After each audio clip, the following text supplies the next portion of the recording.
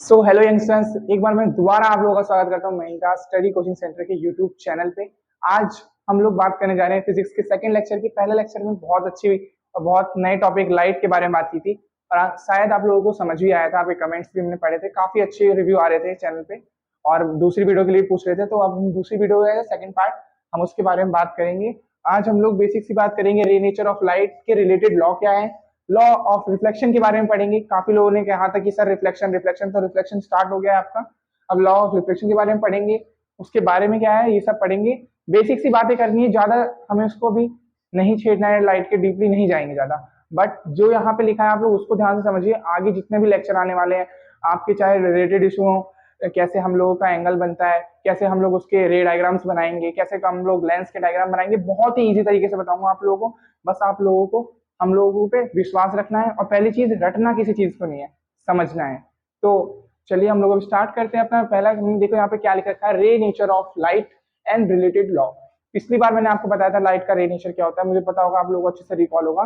तो वैसे ही आज हम लोग उसके रिलेटेड लॉ के बारे में बात करने जा रहे हैं। उसके नियम क्या है, पहला देखिए क्या है, law of reflection propagation, law of rectilinear propagation.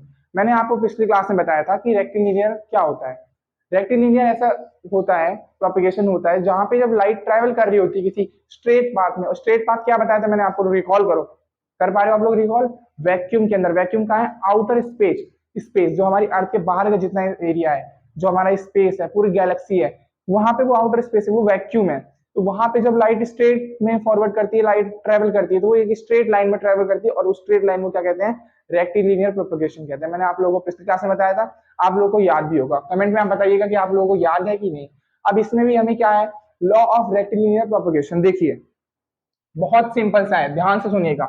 Law of rectilinear propagation, rectilinear से आप लोग समझ पा रहे होंगे कि यहाँ पे किसी लीनियर चीज की बात की जाती है, मतलब किसी सीधी चीज की बात की जा रही है। तो यहाँ पे लॉ ऑफ रेक्टिलिनियर प्रोपगेशन में बताया गया है कि जो लाइट है ये ये एक स्ट्रेट पाथ में एक रेक्टिलिनियर प्रोपगेशन में ट्रेवल करेगी।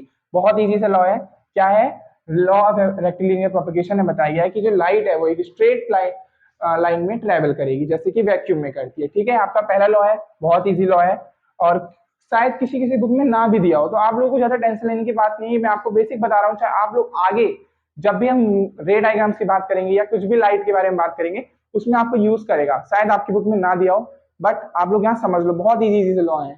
लॉ ऑफ इंडिपेंडेंस, यहां से आप समझ पा रहे हो क्या लिखा है वर्ड, यहाँ पे यहाँ वर्ड लिखा है लॉ ऑफ इंडिपेंडेंस। इंडिपेंडेंस से आप सब लोगों को पता है क्या होता है, हमारी स्वतंत्रता, आजादी। तो यहाँ पे भी क्या है, लॉ ऑफ इंडिपेंडेंस मतलब लाइट की स्वतंत्रता। इससे मतलब बनता है कि लाइट जो है वो चाहे इधर चली जाए, चाहे लाइट इधर चली जाए, चाहे लाइट स्ट्रेट पाथ में चले जाए, वो उसकी मर्जी है।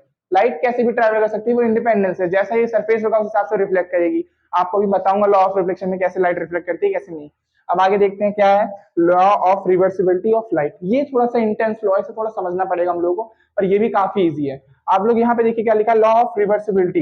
रिवर्सिबिलिटी, गाड़ी में आप लोगों ने सुना होगा रिवर्स गियर, सब सुना है ना आप लोगों ने, सबने सुना होगा, बहुत बेसिक चीज है।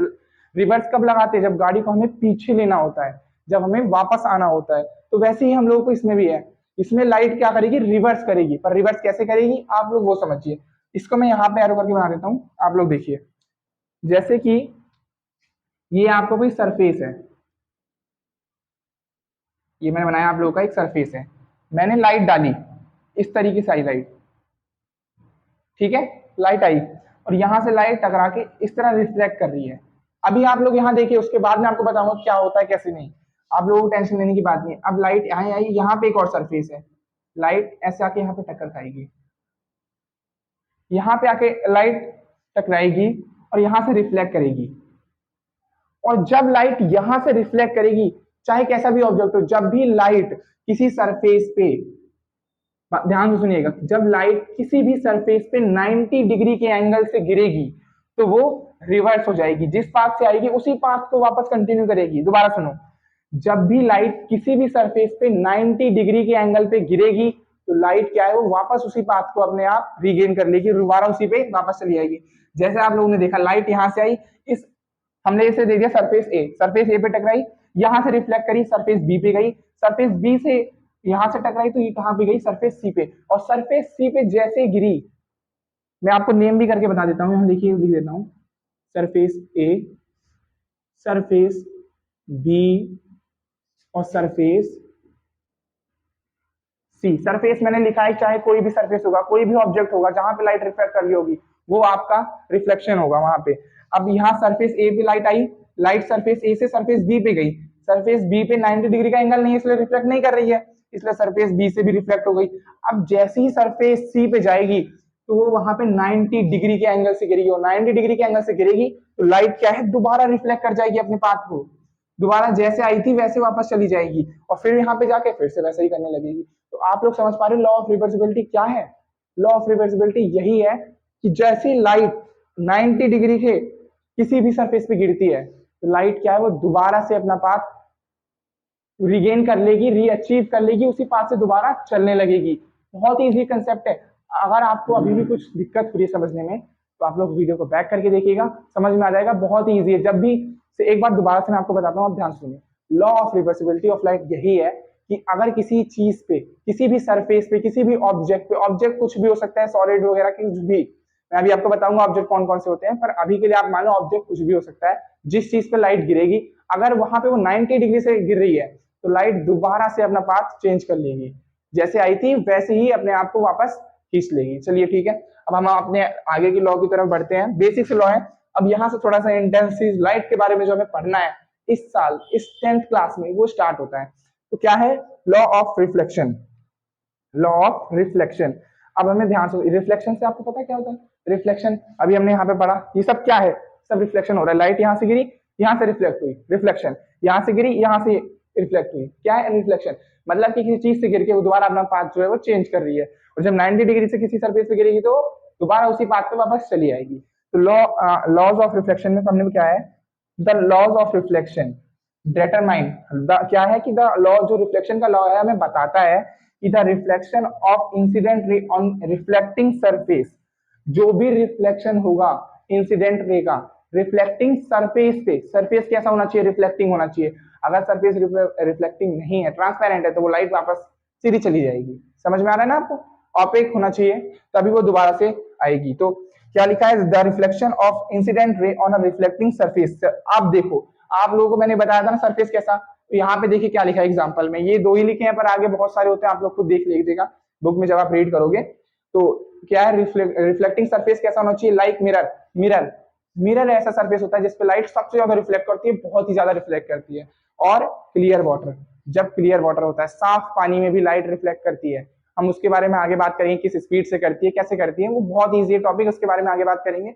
अगर अभी तक वीडियो में आपको जितना है सब समझ में आ रहा है तो नीचे लिखना है कि सर समझ आ रहा है, और लाइक भी करना है, चैनल को सब्सक्राइब भी करना है, और आगे अपने दोस्तों में शेयर भी करिएगा। ठीक है, तो आगे हम पढ़ते हैं। The laws of reflection state that. अब जो ये लॉ है रिफ्लेक्शन का, वो क्या बताता है हमको, ये हमें देखना है। बहुत से दो चीजें बताता है लॉ, बहुत बेसिक सी चीजें बताएगा कि क्या है। The incident ray, reflected ray lie on the same plane. क्या बोल रहा है? The incident ray, reflected ray lie on the same surface, same plane. यहाँ पे एक चीज और आएगी, एंड करके लिख लीजिएगा, नॉर्मल।